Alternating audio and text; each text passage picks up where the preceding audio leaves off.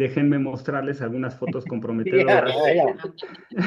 algunas fotos comprometedoras para Héctor y para Mayra. Esto es cuando éramos jóvenes y guapos, hace tiempo ya. Héctor se la pasaba al teléfono, siempre andaba tratando de conectar con alguna chica guapa, y entonces tengo una serie de fotos de Héctor siempre al teléfono, ¿no? Y bueno, esta es una foto en Boston, en el departamento, en la casa de Héctor precisamente. Este era el día del cumpleaños de Joao Alves, que es el investigador más importante entre nosotros. Es editor de la Astronomy and Astrophysics, trabaja en Viena. Paola, que ya falleció, mi compañera, que hacía modelos de discos de acreción. Mayra, jovencita, bueno, todos jovencitos. Y yo, cachetón, bueno, sigo cachetón, pero con pelo, ¿no? Esa es la diferencia. Y bueno, para que vean a Mayra en otras épocas, en esas épocas, perdón, aquí está con Paola precisamente en Boston. Me hacían caso en todo, entonces cuando nos encontramos esta estatua les digo, a ver, pónganse ahí decirle un secreto y me hacen caso, es lo peor de todo, ¿no? Esto, y bueno, como pueden ver, hoy Mayra se ve muy seria, pero era relajienta, hacía relajo, hacía lo suyo, ¿no? Bueno, yendo ya más al grano, y para platicar de nubes moleculares, la primera detección que se hizo de una nube molecular la hicieron nada más y nada menos que los que se ganaron el premio Nobel, pero por otra razón, por la radiación cósmica de fondo, Penzias y Wilson. Ellos estaban trabajando en los laboratorios Bell y bueno, pues ya habían descubierto la radiación de fondo unos años antes y en el 70 reportan por primera vez la emisión de la línea del monóxido de carbono hacia la nebulosa Orión. Y de las cosas que llamaron la atención en aquella época, déjenme ver si puedo poner aquí el apuntadorcito. Ya no sé dónde está. Bueno, no importa, no lo ponemos. Y una de las cosas que llamó la atención es que cuando vieron la línea del CO, se dieron cuenta que el ancho era un ancho muy grande, era un ancho supersónico. Es decir, que la velocidad que implicaba este ancho, que está en frecuencia aquí, implicaba velocidades muy grandes, mayores que la velocidad del sonido. Entonces, esto fue algo que llamó mucho la atención, que fueran anchos supersónicos. Eh, y bueno, ¿por qué nos interesan las nubes moleculares? Bueno, hoy día sabemos que nuestra galaxia está llena de nubes moleculares, tiene 10 a la 9 masas solares en gas aproximadamente. Y este mapita de aquí es un mapa precisamente de la línea de SEO y ustedes pueden ver el disco de la galaxia, ¿no? Yo siempre les pregunto a mis estudiantes, sobre todo cuando los tengo enfrente, que en este mapa, este es un mapa de la Vía Láctea, pero les pregunto, bueno, ¿dónde está la Tierra aquí? Y entonces algunos me dicen, no, pues está por aquí, y otros me dicen, no, del otro lado, por acá. La verdad es que no. Esto es una panorámica, como cuando ustedes toman el celular y toman una foto panorámica y le dan vuelta, se dan vuelta sobre sí mismos. En esa foto, ¿dónde están ustedes? En ningún lado, porque ustedes están tomando la foto y esto es un círculo, digamos, es un cilindro completo, ¿no? Entonces, la Tierra es el lugar de donde se está tomando esta imagen o este mapa y todo esto es lo que vemos desde la Tierra. Acá está el complejo de Orión, por acá está el complejo de Tauro, la nube de Perseo, California, Rho-Fuco, en fin, hay un montón de cosas. El centro galáctico está aquí y el anticentro galáctico está de este lado y de este lado al mismo tiempo, porque lo que termina aquí continúa por acá. Entonces es una foto, es una imagen periódica. Bueno, en las noches las vemos así la Vía Láctea, vemos estas nubes precisamente como manchas oscuras que limitan, digamos, la luz que está de las estrellas que está atrás, que la oscurecen. Sin embargo, lo que vemos aquí en bandas oscuras en realidad son nubes muy, muy cercanas, porque todas las estrellas, la mayoría de las estrellas están atrás. Y atrás, por supuesto que hay muchísimas más nubes, pero no las vemos pues porque ya aquí esto ya lo oscureció. En cambio, en este caso, tenemos la emisión de absolutamente toda la galaxia. O sea, aquí puede haber emisión de gas que está muy cerca, pero también de gas que está muy lejos, que está del otro lado. Bueno, aquí tienen una imagen de Tauro. Como les digo, se veían estas nubes, se veían como nubes oscuras, como regiones oscuras. Y primero se describieron así como dark clouds. La nube de Tauro está a unos 140 parsecs, más o menos, 130, 140, y tiene estos filamentitos tienen tamaños de 10, 20 parsecs, más o menos. Y un poco son, si se fijan, son muy filamentarias todas estas nubes. Bueno, el chiste de las nubes o la gracia de las nubes es que adentro de ellas se forman las estrellas. Fíjense, aquí se está formando una estrella que está empezando a emerger de dentro de su nube, de su gas, ¿no? Entonces, tenemos regiones son regiones de formación estelar en general las nubes moleculares. Si ustedes lo ven en infrarrojos, se van a ver que hay un montón de puntitos por diferentes lugares a lo largo de estos filamentos, ¿no? Y entonces ahí tenemos regiones de formación estelar activa y por eso es una de las razones por las cuales son muy importantes. Esta es la misma imagen para que la comparen. No la logré poner exactamente a escala, pero más o menos está muy parecido. Esto es entonces en el óptico y se ve que se oscurece lo de atrás. Y esto es en radiofrecuencias. Esto es con el satélite Herschel. Entonces aquí lo que estamos viendo es la emisión del polvo calentado por las estrellas o por la radiación interestelar, cualquiera de las dos. Y bueno, se ven precisamente ciertas regioncitas de formación estelar. Aquí, como les digo, no me quedó exactamente igual, pero esto de aquí es lo mismo que esto de acá. Bueno, esta es la nebulosa la nube B de Orión, es una nube enorme, de aquí para acá mide algo así como unos 20, 30 parsecs, y aquí tenemos la nebulosa Cabeza de Caballo. Y precisamente aquí hay una región, hay un cumulito que se está formando, un cúmulo estelar. Pero no solo eso, sino que todo esto está siendo calentado y fotoevaporado por un cúmulo que está aquí, que ya no tiene gas y ya rompió todo esto y lo está evaporando. Bueno, ahora, para poder un poquitín entender qué hacen estas nubes, déjenme platicarles pues, de lo que es la masa de Jeans. Quizá ya la conocen, pero por si no la conocen, la masa de Jeans es una masa que nos dice de alguna manera si una nube va a colapsar o no. Entonces, para saber si una nube va a colapsar, pues tenemos que la energía gravitacional tiene que superar a la energía térmica si es que la nube está soportada por presión térmica. Entonces, para que esto suceda, eh,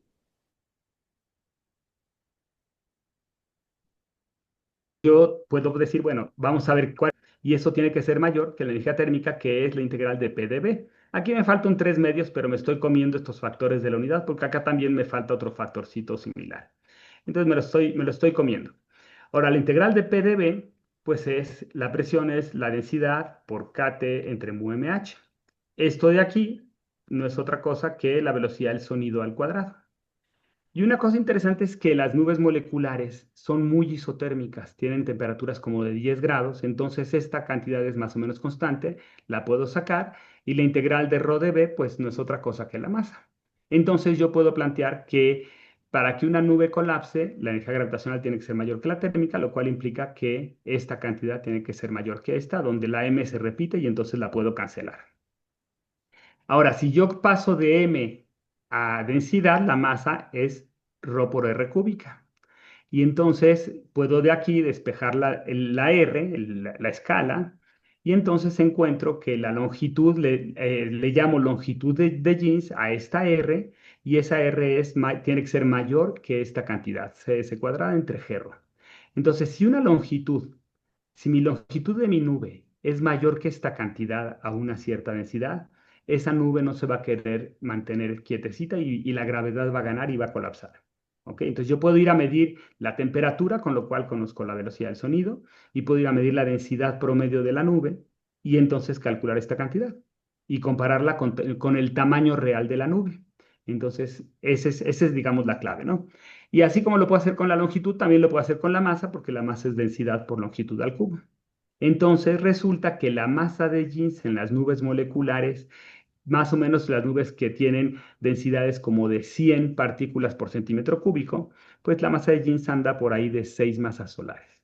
Es decir, cualquier nube que ustedes vean molecular en el espacio interestelar, si tiene más de 6 masas solares, en general se va a querer colapsar.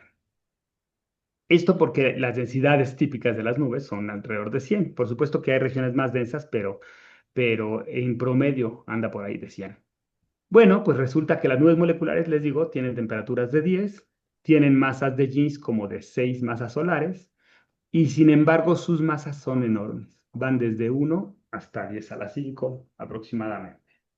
Bueno, em, entonces, claro, cuando la gente se dio cuenta que las nubes son mucho más masivas que la masa de Jeans, pues lo primero que surge es las nubes deben de estarse colapsando. Entonces, en el 74, Goldrake y Kwan sacaron este artículo donde dice, bueno, nosotros vamos a proponer que las nubes moleculares están en estado de colapso gravitacional y esto debe de poder explicar por qué los anchos de las líneas son supersónicos. Entonces, ellos se imaginaban como un colapso de toda la nube, una pelota, digamos, una esfera que colapsaba de manera uniforme sobre sí misma, ¿no?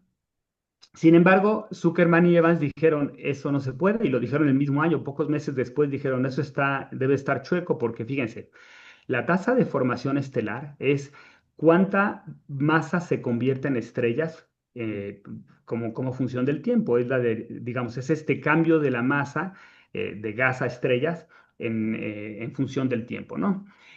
Esta observacionalmente la puedo aproximar como la masa que cuento en estrellas entre más o menos el tiempo que lleva la nube formando estrellas.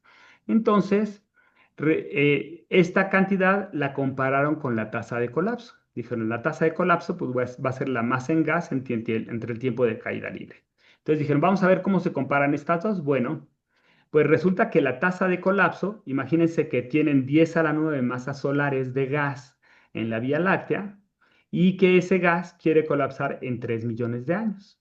El tiempo de caída libre es más o menos 3 millones de años. El tiempo de caída libre, por si no lo saben, es el tiempo, digamos, que tardaría algo en caerse sobre sí mismo si ustedes quitan pues, fueran capaces de apagar todas las fuentes de soporte, campo magnético, si la temperatura le hicieran cero, si la dejaran perfectamente quieta y la dejaran nada más bajo la acción de su gravedad, ¿cuánto tiempo va a colapsar?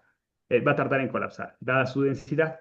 Y entonces resulta que para las nubes moleculares esta cantidad es 3 millones de años. Entonces, si hacen este cociente, la tasa de colapso es de 333 masas solares por año.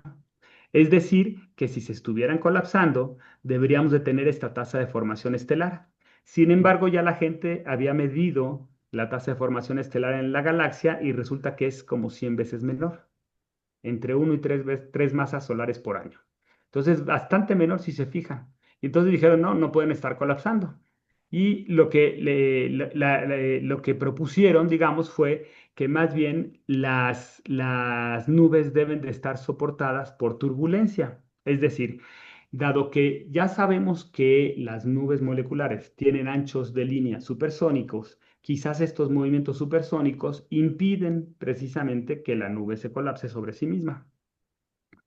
Bueno, entonces esta es la creencia general, que la turbulencia soporta las nubes moleculares. Es una creencia que ha durado mucho tiempo. Es parcialmente cierta, pero no del todo. Y para allá voy.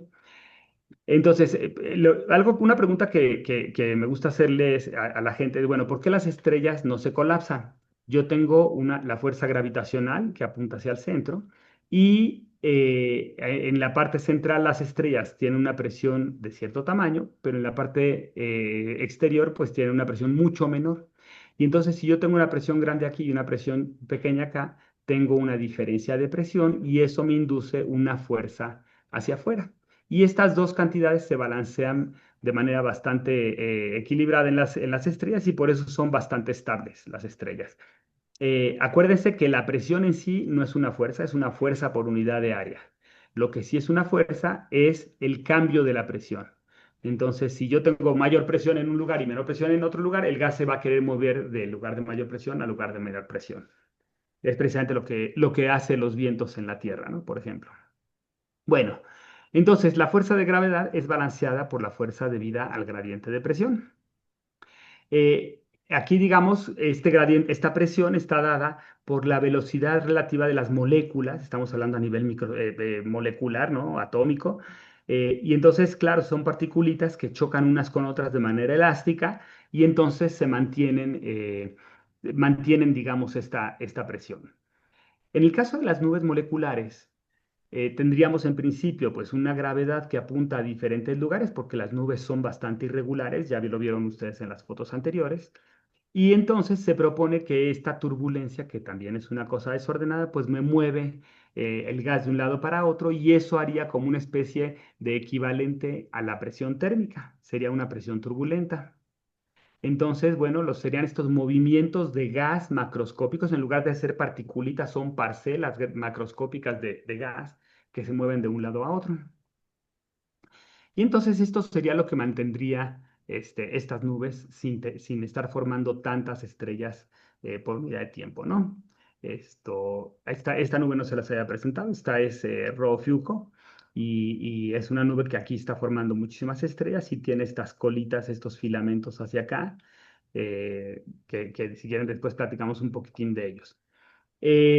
Bueno, entonces las estrellas tienen este balance bastante detallado entre la fuerza de gravedad y el gradiente de presión, y yo les puedo calcular pues una energía térmica, ¿no?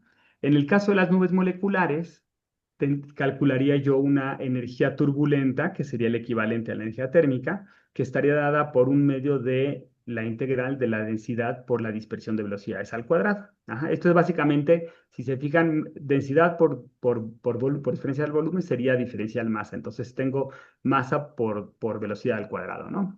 Entre dos. Bueno, solo que hay algunos problemas, digo yo. Por un lado, la situación es bastante menos simétrica en una nube molecular que en una estrella. Y entonces esto complica que haya un balance exacto. Es decir, acá no es que esta fuerza esté siendo perfectamente balanceada por esta velocidad que está decorrelacionada. En principio, si es turbulencia, pues tendría que estar perfectamente decorrelacionado. Eh, digamos, ese es un problema, ¿no? Otro problema es que, a diferencia de los movimientos moleculares, puse moleculares, pero pueden ser también átomos, ¿no? Las partículas, los átomos, chocan y chocan de manera elástica en general. Y entonces eso te hace que no se disipe la energía, o al menos que no se disipe tan rápidamente.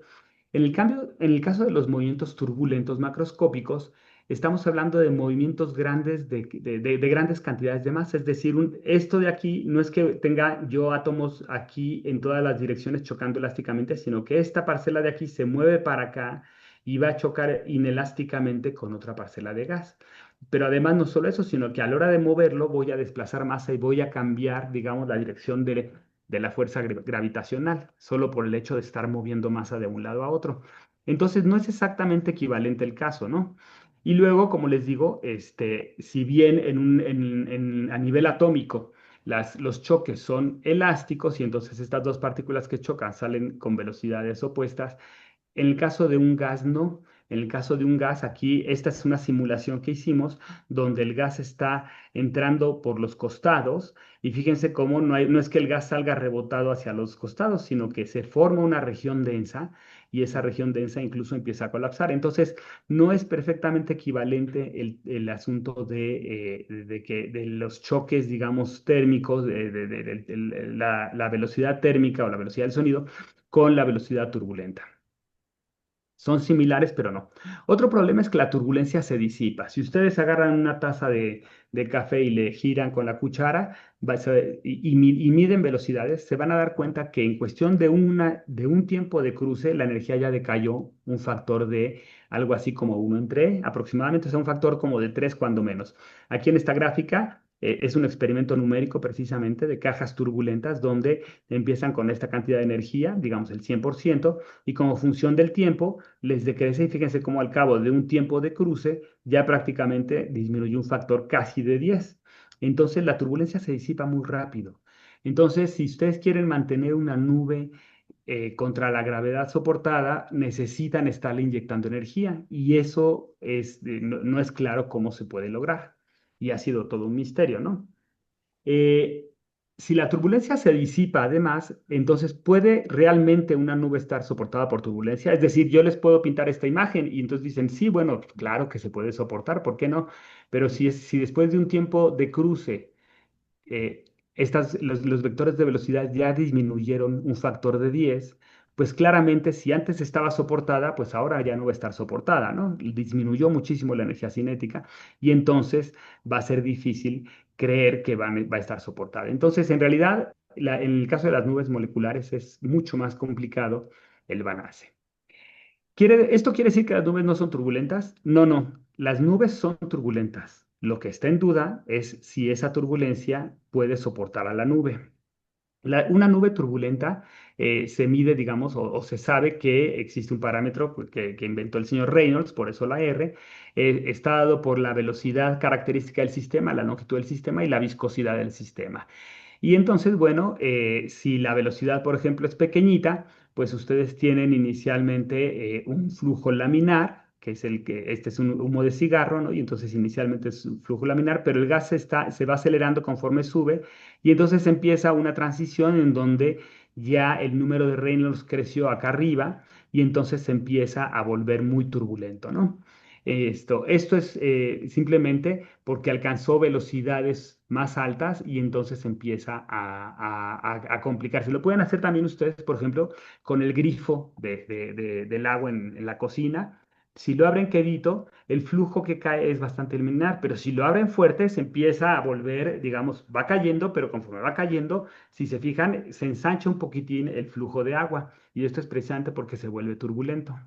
Y qué está acelerando el gas ahí hacia arriba? El calorcito, nada más, el calorcito. Ah, Sí, y además, ah. bueno, entra un poquitín como en contacto con digamos, se mezcla un poco más con el aire y esto hace que también cambie un poquitín la viscosidad. Y entonces esos dos efectos hacen que se vuelva más turbulento. Bueno, em, y entonces, como les digo, sí son turbulentas las nubes, nadie dice que no. Lo que pasa es que la pregunta es, ¿esa turbulencia puede realmente soportar a las nubes o no? Y entonces, bueno, pues yo he trabajado un poquitín en ese sentido y déjenme platicarles, viene una parte un poco matemática, déjenme platicarles del teorema virial. Primero que nada, bueno, el teorema virial nace de la ecuación de momento. La ecuación de momento no es otra cosa que la ecuación de Newton, la ley de fuerza de Newton, donde dice que el cambio de momento es igual a las fuerzas que yo aplico. Ujú. Y aquí en este caso, pues puse nada más la fuerza debida al gradiente de la presión y la fuerza de gravedad. El phi es el potencial gravitacional, rho es la densidad, u es la velocidad en la dirección y. Tengo tres componentes, x, y, z, rho es la densidad. Bueno, estas de aquí son las causas físicas. ¿Qué me produce cambios? Me produce cambios, pues el gradiente de presión y la fuerza de gravedad. Son fuerzas. Y como consecuencia de estas causas físicas, tengo yo que el momento me cambia. Ajá. Entonces, eso es básicamente lo que es la ecuación de Newton. Ahora, déjenme ponerla aquí. La voy a pasar así, pero si ustedes quieren que haga yo las ecuaciones, tenemos aquí el iPad y nos conectamos con el iPad sin problema, ¿eh? Bueno, entonces voy a desarrollar lo que se hace con la ecuación, para derivar el teorema Viral es agarramos la ecuación de momento y multiplicamos por el vector de posición en todos lados y después integramos en volumen. Entonces, aquí tengo precisamente la ecuación de momento, si se fijan, solo que tengo una XY multiplicando y una integral en volumen. Y en notación tensorial, cuando yo tengo índices repetidos, quiere decir que tengo que sumar. Es decir, esto de aquí es x por la derivada de p respecto de x, más y por la derivada de p respecto de y, más z por la derivada de p respecto de z. Esa es la famosa convención de Einstein. Aquí lo mismo sería x por la derivada de ux respecto de t, y por la derivada de uy respecto de t, etcétera. Bueno, entonces parto de multiplicar por xy e integrar en volumen. Es el producto punto esto. Y entonces, bueno, vamos a desarrollar cada uno de los términos. Tengo uno, dos, tres términos. Vamos a agarrar el primero. El primero es este de aquí. Y entonces fíjense que x rho, yo puedo convertir rho de b en una diferencial masa. Simplemente aquí tengo diferencial de volumen, la convierto en diferencial masa por simplicidad. Y esto de aquí es precisamente igual a esto de acá. Fíjense, si yo derivo si yo tomo la primer derivada de aquí, aquí tengo una segunda derivada, entonces bajaría un 2, tendría 2 por la derivada de xy respecto del tiempo, que es precisamente la velocidad, y multiplicado por xy. Entonces tengo xy por la derivada de ui respecto de t. De hecho, no, perdón, metí la pata. Es la derivada de ui, pero ui es la derivada de x respecto al tiempo. Sí, perdón. Es simplemente la derivada, la ui la transforma en derivada de x respecto al tiempo. Ahora, aquí tengo este término y lo voy a desarrollar un poquito. Déjenme ver. Eh, tengo la derivada de respecto. Ah, sí. Para saber quién es me fijo en esta derivada primero. Tengo derivada respecto al tiempo de xy por derivada de xy respecto de t. Entonces es la derivada del primero por el segundo, que está aquí, porque es derivada de xy respecto de t por sí mismo, entonces es derivada de xy al cuadrado, más el primero por la derivada del segundo. Ujú. Y entonces me sale este término, pero fíjense que este término es precisamente lo que está aquí. Entonces, en lugar de escribir escribo esto menos esto. Es decir, lo paso para acá para despejar este término y entonces sustituir en la ecuación. ¿Vale? Si no se entiende, me dicen, por favor. Entonces, esto es lo que hice acá precisamente. Cambié esta integral por esta diferencia. Tengo la diferencia de este de aquí, mi lado izquierdo, menos este de acá. Ujú. Y entonces, no sé si alcancen a identificar, pero esto de aquí, perdón, antes de eso, esto de aquí se parece a una cantidad que deberían de conocer. No sé si lo ubiquen.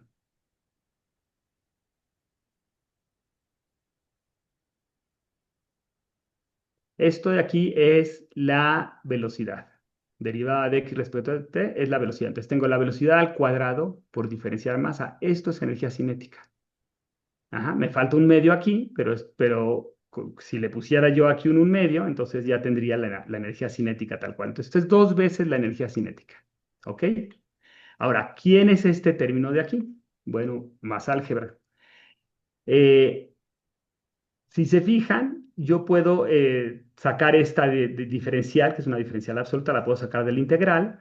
Estoy fijándome en un elemento de masa y lo voy siguiendo, entonces ese elemento de masa es constante y puedo sacar la integral y entonces tengo diferencial respecto de t. Pero resulta que yo puedo poner un medio y un 2 a esta integral y entonces tengo exactamente la misma cantidad. Ujú. Ahora, con este un medio y un 2 puedo decir, bueno, esta cantidad de aquí, xy por la derivada de xy respecto del tiempo, sería igual a esto de aquí. ¿Por qué? Porque si yo derivo esta de aquí, fíjense, la derivada de xy al cuadrado me va a dar 2 veces la derivada de xy respecto del tiempo. Y por la derivada de lo adentro, que es xy, ¿no? Entonces, esta precisamente me da 2xy por dxy en dt. O sea, si yo derivo esto, me da esto. Bueno, de aquí para abajo tengo, lo que hago es simplemente sacar esta otra derivada y tengo una segunda derivada. Y entonces lo que me queda como integrando es una cantidad que también deberían de conocer ustedes, que es la integral de xy al cuadrado de m. Y eso es el momento de inercia. Es decir, qué tanta masa tengo pesada cuadráticamente y qué tanta masa tengo alejada de mi centro de gravedad, digamos. Y entonces eso es el momento de inercia y como tengo una segunda derivada, pues tengo y dos puntos. Entonces, en resumen, este primer término me condujo a 2 veces la energía cinética con signo menos y un medio de esta derivada, segunda derivada del momento de inercia respecto al tiempo. ¿Ok? Entonces, lo voy a dejar pendiente, pero esto va a ir del lado izquierdo. Vamos ahora a ver el segundo término. Déjenme. Ahí está. Vamos por el segundo término. El segundo término es este de aquí. Aquí tengo la xy integrada en volumen. Y entonces lo que hago es decir, bueno, ¿qué pasa si yo meto la xy a la derivada? Bueno, la meto, pero entonces si la meto, tengo que restarle, porque no son iguales, tengo que restarle algo. ¿Qué tengo que restar? Bueno, pues fíjense, la derivada de xy de xy respecto a xy, pues es la derivada del primero por el segundo más el segundo, la derivada del segundo por el primero. La derivada del segundo por el primero ya está aquí. Lo que le tengo que quitar es la derivada de xy respecto de xy por p. Pero la derivada de xy respecto de xy es 3. ¿Por qué? Porque es derivada de x respecto de x, 1, más derivada de y respecto de y, 2, más derivada de z respecto de z, es 3. Entonces, por eso le quito 3 veces la integral de p de b. Ujú. Y la integral de P de B es 2 veces la energía térmica. Esto, digamos, 3 medios de integral de P de B es la energía térmica. Entonces tengo 2 veces la energía térmica. Por otra parte, esta cantidad de aquí la puedo, por el teorema de Gauss, tengo la integral de volumen de una divergencia y la puedo convertir en una integral de superficie. Y entonces lo que tengo es la presión multiplicada por la distancia evaluada en la superficie de la nube. Bueno, entonces este segundo término se desarrolla así y lo voy a dejar pendiente, al rato lo escribiremos en lugar de esto. Me voy con el tercer término. El tercer término es el término gravitacional. Y entonces aquí, fíjense una cosa interesante, ¿no? Ustedes tienen una nube y quieren calcular la fuerza en un punto arbitrario, ¿no? Entonces tienen un elemento de masa que ejerce una cierta fuerza a esta distancia, ¿no? Este otro elemento de masa también contribuye a la fuerza en esa posición y este otro elemento también. Cada uno de estos elementos contribuye aquí. Entonces, para calcular la fuerza en este punto, necesito integrar sobre todo el volumen. Entonces, esta fuerza ya involucra una integral que no es esta, es una integral para calcular esto. Entonces, este término de aquí realmente lo tengo que escribir así, como la integral sobre b, y le pongo b' porque tengo que integrarla primero sobre estas coordenadas donde voy a poner aquí mi punto y voy a decir sobre qué estoy integrando. Ya después me muevo a otro punto y vuelvo a integrar sobre toda la nube y así lo hago para cada punto. Y entonces por eso le pongo primas aquí. Y acá en cambio la dejo sin primas. Bueno, sin embargo, bueno, esta cantidad de aquí, creo que me faltó aquí ponerle dB' también. Ujú. Y bueno, simplemente, dado que esta estoy integrando en las coordenadas primas, esta integral la puedo poner acá porque esto no tiene primas. Entonces pongo las dos integrales juntitas y todo esto aquí, simplemente para que se vea bonita. Bueno, esto de aquí lo hice integrando sobre toda la nube, pero debe de ser igual a la misma cantidad, simplemente cambiando primas por no primas, porque en realidad este sistema, digamos, a quien le llame primas y a quien le llame no primas, da igual. Entonces esta cantidad debe ser igual a esta. Nada más que aquí, fíjense, entonces integro, pongo ρ' y x' acá abajo y x' aquí. Son iguales. Entonces hago el siguiente truco matemático. Bueno, son iguales, pero entonces lo que hago es, dejo la xy aquí, la xy' y la ρ' aquí, pero le voy a cambiar el signo a esto. Entonces, multiplico por -1 y entonces tengo que poner un -1 aquí y lo escribo este de aquí igual que acá. Entonces, tengo estas dos. Entonces, déjenme quitar este renglón del medio y poner estos dos juntitos. Y ahora lo que vamos a hacer es sumar estas dos ecuaciones. Este más este me va a dar 2 veces y este más este me va a dar algo. Vamos a ver, entonces hacemos la suma y entonces de este lado me queda 2 veces la integral. Y de este lado me queda este menos este, porque acá tengo signo menos. Y entonces, si se fijan, básicamente, ¿qué tengo? Tengo ρ' por ρ en ambos lados. Tengo este cociente en ambos términos. Y lo que tengo es xy menos xy'. Ujú. Entonces, lo que precisamente les estoy diciendo es ρ' por el factorcito multiplicado por xy menos xy', que si se fijan es igualito. Entonces, esto es un cuadrado, esto es un cubo, se cancelan y me queda esto. Ahora, ustedes deberían de poder identificar este integral. Este integral no es otra cosa que el potencial gravitacional. Ajá. Fíjense que la potencia es uno, no es 2. Entonces, si bien la fuerza tiene un 2 aquí, el potencial tiene un uno. Acuérdense que la fuerza es el gradiente del potencial, precisamente. Entonces, esto de aquí es el potencial.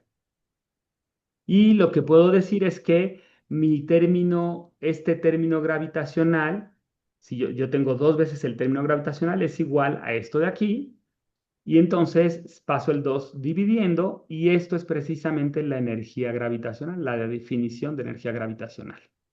Entonces, el teorema virial me da la energía gravitacional en este término.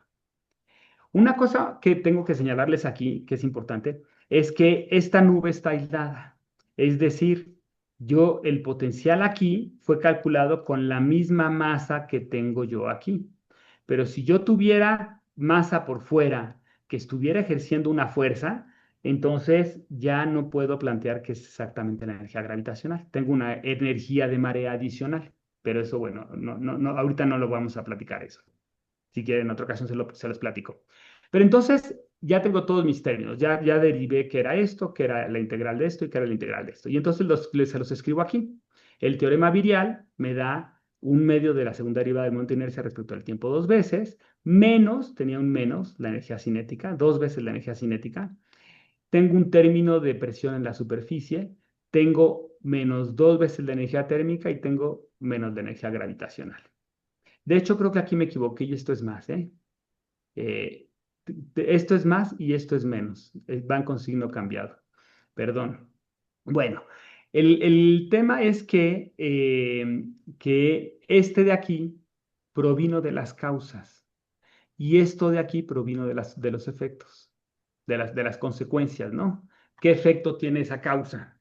Entonces, me gusta ponerlo así porque muchas veces nos perdemos de vista que la energía cinética es consecuencia de qué fuerzas reales hubo en el sistema, de cuáles fueron las presiones, sí, básicamente de qué fuerzas hubo. Es consecuencia y no causa.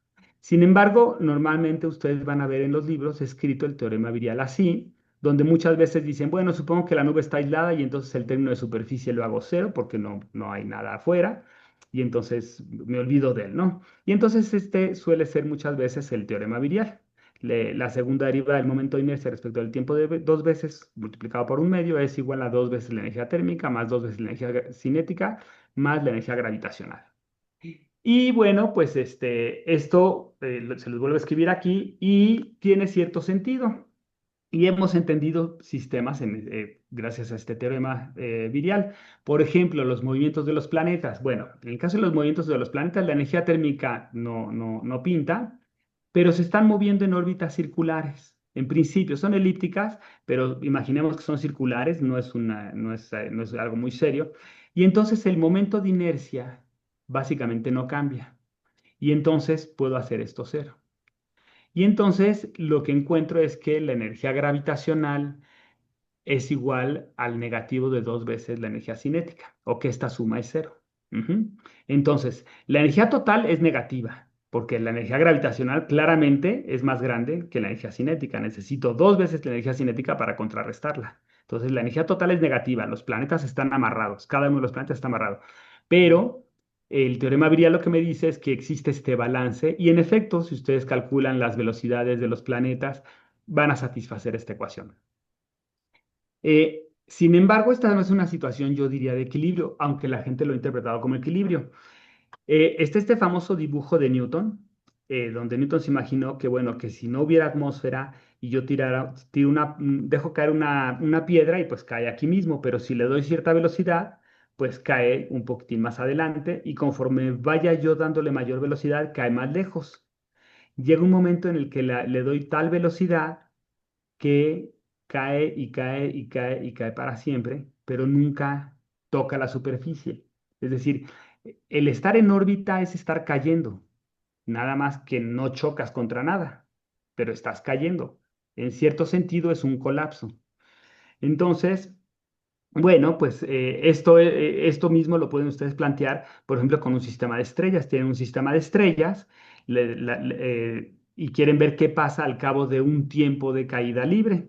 Y entonces pueden decir, bueno, vamos a ver cuánto vale este cociente que le llamamos el parámetro virial, el cociente virial. Es dos veces la energía cinética. Aquí estos autores le llamaron T a la energía cinética y W a la energía gravitacional. Entonces, no es otra cosa que eso, ¿no? Si está en equilibrio virial, digamos, esto sería igual a uno. Bueno, entonces empiezan el experimento con una velocidad muy pequeñita, con una energía cinética muy pequeñita, y quieren saber qué pasa al cabo de un cierto tiempo de caída libre. Y este sistema evoluciona así.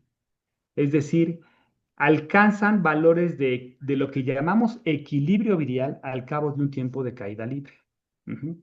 Es decir, el hecho de que algo esté virializado es porque ha colapsado, precisamente. Lo que pasa es que hay algo interesante, que las estrellas no disipan, son tan chiquitas respecto al espacio que hay entre ellas que no chocan. Y entonces esto lo que hace es que básicamente la energía no se disipe y entonces, claro, digamos, las estrellas pasan por el centro y se siguen de largo y regresan y entonces están oscilando en este cumulito. Pero pero en realidad el hecho de que alcancen un valor de uno es porque han colapsado y están colapsando todo el tiempo. Digamos, eh, incluso cuando van para arriba, pues no tienen la energía para irse y vuelven a regresar, ¿no? Entonces, todo el tiempo, digamos, podemos decir que las estrellas están colapsando, que es un colapso que no se detiene, nomás que no se detiene porque no disipa. Bueno, en el caso de las nubes, el problema es que sí disipan. Yo tengo este gas que está entrando de ambos lados y fíjense cómo mi nube está colapsando en la dirección vertical porque estoy acumulando masa y entonces estas parcelas se están colapsando en sí mismas, pero a la vez esto se está colapsando y se está juntando con esto de acá. Entonces, esto es lo que hacen un poco las nubes interestelares. Y si ustedes miden precisamente las energías, resulta que al principio pues tienen la energía del gas que está confluyendo por ambos costados, pero llega un momento en el que acumulan suficiente masa y entonces la energía gravitacional aumenta y empieza a aumentar de manera tal que se lleva consigo a la energía cinética. Y la energía cinética precisamente tiene una relación, en este caso pues se ve que es aproximadamente virial. Estos son en escalas logarítmicas y este es más o menos un factor de 2 aproximadamente. Oscila, pero también oscila porque siendo un gas es más difícil medir todas estas cantidades.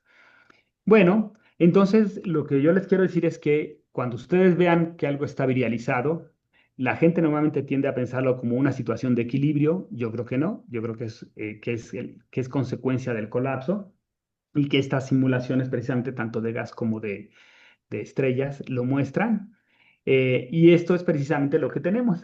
Aquí tenemos una simulación ya más sofisticada que incluso tiene retroalimentación estelar. Está entrando el gas de ambos costados. Tengo la visión lateral y acá tengo la visión de frente. Y fíjense cómo ya las estrellas finalmente son las que rompen e interrumpen el proceso de formación estelar. Entonces, y empiezan a evaporar la nube. Ujú. Es la misma simulación, nada más que vista de frente en este caso y vista de costado en este otro caso. Se las repito, las nubes están colapsando todo el tiempo y entonces esto me produce que en las regiones más densas se generen estos puntitos negros que son los modelos de estrellas, las cuales prenden su radiación ionizante y empiezan a fotoevaporar la nube, ¿no? Y forman precisamente estas estructuras filamentarias de las que hablé al principio. Bueno, aquí tenemos otra simulación de otras personas y entonces lo que yo diría es que no es que la eficiencia no es enorme, las nubes sí son turbulentas, número uno, pero esa turbulencia no es necesariamente eh, una cosa que vaya a dar soporte. Más bien lo que va a suceder es que la turbulencia es consecuencia del colapso y ese colapso forma estrellas y forma estrellas con buena eficiencia, digamos, instantánea, pero no alcanza a colapsar toda la nube porque la radiación interestelar la dispersa. La radiación interestelar es brutal y es capaz de romper las nubes y de fotoevaporarlas y entonces las dispersa. Y sí, ustedes me dirán, oye, pero acá en esta simulación se ve claramente que sí estás empujando a las nubes. Sí, es cierto, pero fíjense una cosa importante. En este proceso de la evaporación, prendo mis estrellitas y empiezo a evaporar. Todo este gas es gas ionizado, esto ya no es gas molecular. Y sí es cierto que las cascaritas se mueven y adquieren cierta velocidad, pero en realidad el grueso de la masa está atrás y no ha sido y no es afectado el grueso de la masa molecular.